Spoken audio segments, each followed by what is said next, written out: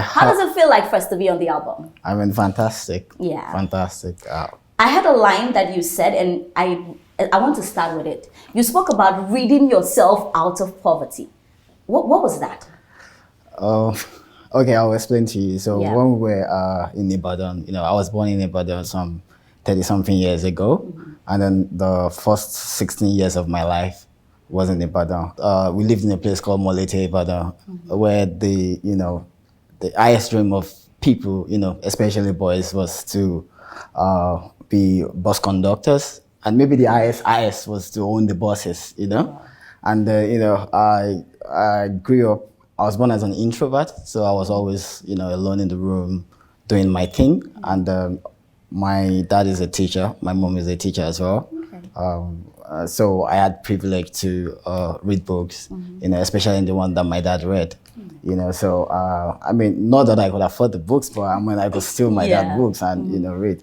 And I think I was exposed to Robert Kiyosaki's book, and then a few of Bill Cosby. Then at my very tender age, and then it made me look at the world as a very small place, and then I just thought, look, why do I need to settle for less when I can conquer the world? And then, and this is the reason why I left them when I was, 15, 16 plus, and then I started my entrepreneurial journey.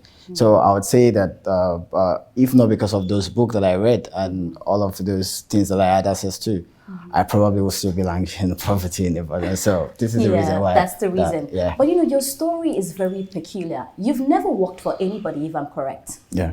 You've never worked for anybody. You started your first business when you were just 16 years old. Yeah. You've done numerous things. You've had a shoe company. Like, I can count how many things that you have done. So it almost seems like you have loved entrepreneurship from the beginning. Yeah. Take me through that journey.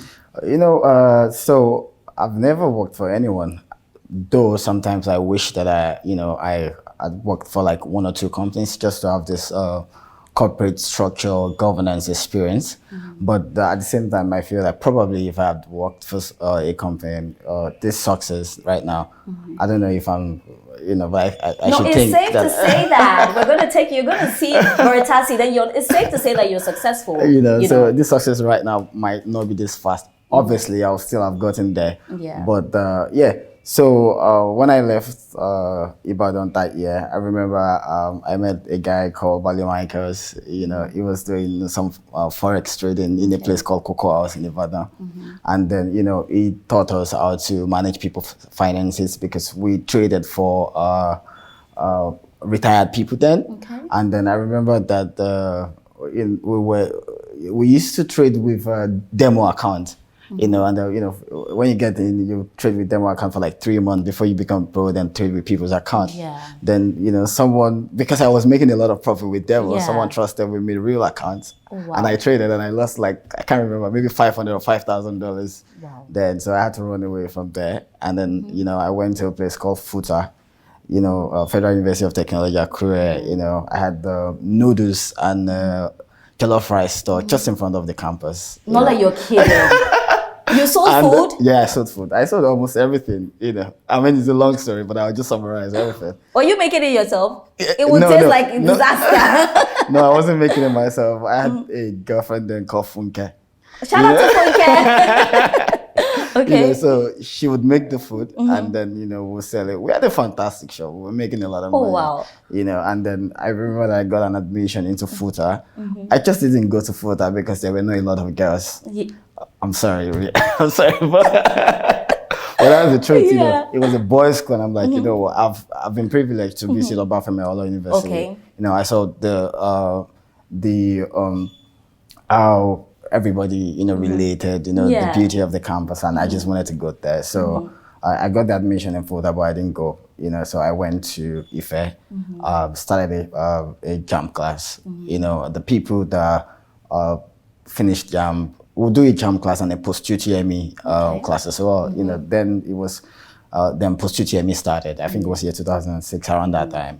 I was still not a student myself, but I mean, we're doing all of this, bringing people in and doing all of these things. And then we started selling books. We called it A-Makers, and then we distribute it around campus, sold it, and and then I started selling cars. I would go to put on a. Nola is a hustler, guys.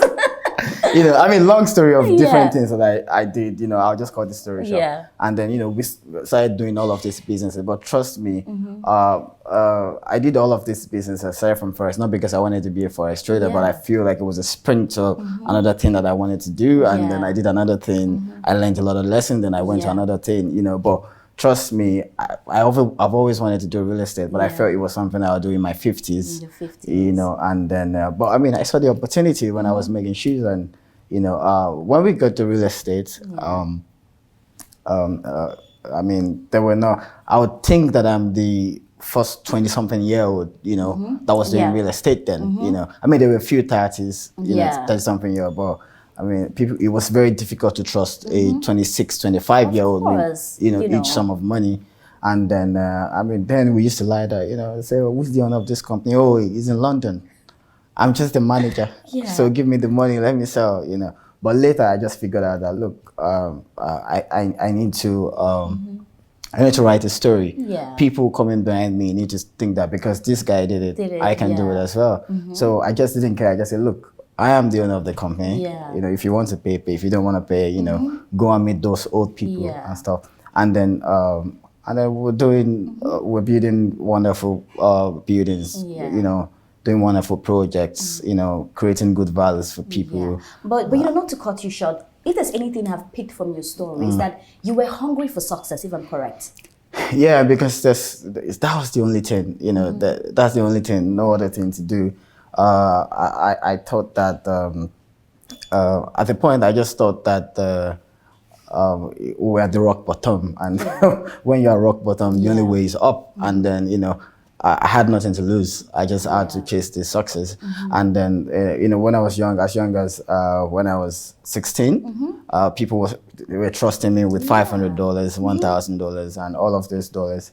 And then older people were believing in my ability to do something. So I just thought, look, if these people can be, that means they've seen something in me, and then I have to prove them right. So I was always hungry for success, and then I kept chasing it. The most important thing is the doggedness and the perseverance. Trust me, this is the most, emotional story I've ever listened, because you ask people, what did you learn from your parents? But this is like, it's practical. Like, I can feel it.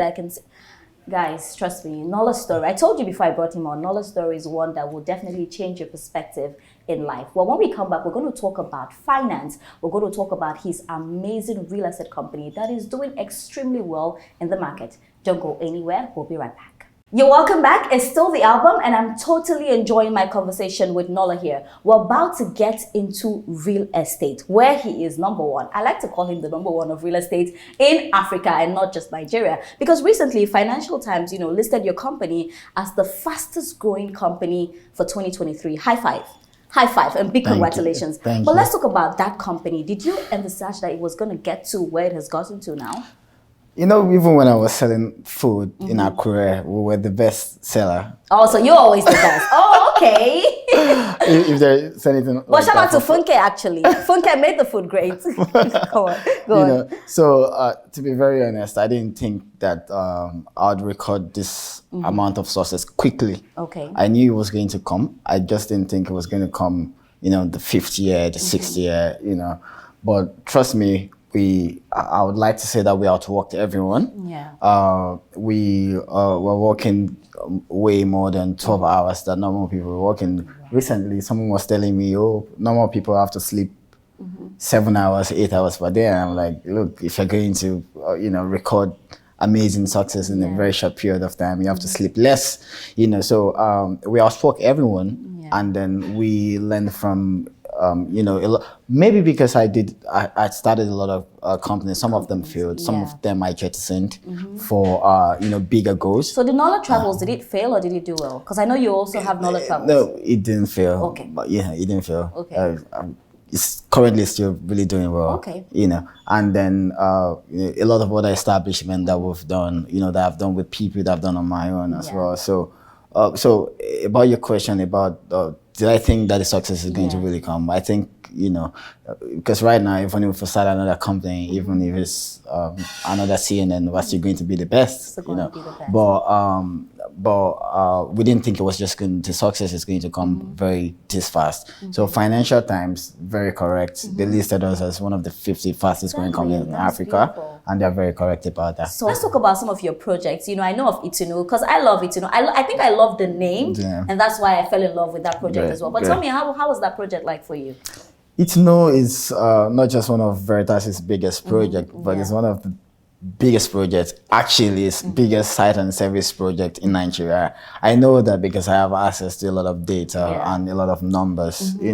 One day I was in Dubai, and then we've done Campbell Advantage, Campbell Court and stuff. I was in Dubai. I took an helicopter ride around the Palms and Marina. That's what the rich men do. See how they get inspiration. And then when I took the helicopter ride, I just thought, look, these people are creating and building new cities. I need to do one. I went back to my hotel, and then I called the agent. I'm like, you know what, I need this amount of land. The guy said, you can't get this amount of land. This is so much. This is more than 1,000 plots. Okay, I called someone that knows someone in the government, and I put a call through to them. They said, look, you're going to have to pay this amount of money. And I called a bank MD that I know that can finance the project. And then, immediately I prepared my pitch. I went on the Zoom, and then I said, look, this is what I'm going to do. This is what I'm going to do. I didn't tell him that I went on a helicopter ride. I told him this is a project that and then he believed in the project. And he said, look, no, I think I made a call on a Monday, actually. And by Thursday, the guy already gave me some billions of naira. So that shows how much people believe in my project. And then before I came back to Nigeria, I think I was like 2 weeks in Nigeria. It was December of that year, And then for 2 weeks, I was already talking to the people, to the government about acquiring the land for it. And when I came back, we closed the deal. How do you deal with the moments when nobody's with Nola and it's just Nola in the room? How do you deal with disappointments? I mean, I hear you're emotional. Am I correct? I should think that everyone is emotional. I never cry. We just know how to hide it more than ourselves, though. I cry, but I don't cry in public. I think that's, Okay. I mean, there will be some times you're alone in the room and you just need to let your emotion go, and then you do cry. And then, because the level of problems that I have, don't let me say problems, challenges, that I have right now, I feel like the more the success, the more the, obstacles and challenges that come your way. So right about now, I wake up in the morning, I expect them. You expect the challenges? Yes, I expect them. I expect for my phone to be full of problems to be solved by day. The good thing is right now we are big enough to have a lot of people that you can apportion some of those problems to. However, there are some that you have to face head on yourself. And then, so I deal with them. I do not let them go, take me down or affect my expansion, strategy and all of those. I mean, every Friday I still try to go out with the boys and have some fun. And still have your fun. We're definitely going to go to the fun segment, but we're going to go on a quick break. And when we come back, we're going to talk about the narrative. We've heard so many stories that, is this politician funding Nola? Nola is getting his money from here, from there. Guys, I'm not going to omit that. When we come back, you're telling us the truth. We'll be right back. This is The Album. If you're just joining us, it's still The Album with Ria. I have been having a fantastic chat right here with Mr. Nola. And we've gone to something really, really, people say a lot. And I'm sure you're used to that. I'm sure you hear a lot about yourself that you read and I'm like, is this me? But let's go to this particular one because you are young. You're quite young. The amount of, let me hype you small, the amount of money that you have is quite a lot as well. Okay, and we hear so many stories that, as for Nola, he's getting his finance. There's this big politician, he's at the back of Nola. Nola is friends with this particular person. When you hear those stories, how do they make you feel? Actually, I hear a lot of stories, not just that one, also different other stories that I hear. Wait, tell me one story you've heard about yourself that hurt you that wasn't true. They don't hurt me. I mean... one that got to you. Someone said, I was married and I had, wife and something in some place. I'm like, if I'm married, why do I need to keep it? I'm old enough, and stuff. Yeah, but we'll talk about that when it gets to the part. And different things that people say about me. It was this, it was that. Yahoo boys give me money. I was going to go to that, but I'm like, let Nola not slap me out of the Yahoo set. boys give me money. I've heard that actually. And I'm like, look, how much really does Yahoo boys have? Do you know how much it costs to like build? You have to be like a very top Yahoo boy to be able to fund a Campbell Advantage 5 that costs a lot of money. But that. I love the way Nola brags. Like he brags in this, And then say politicians. I'll tell you something today. No politicians has ever given me any money. In fact, I have given politicians money. That's right. Yeah. You had it on the album. That's right. And then, I feel like most entrepreneurs do this. You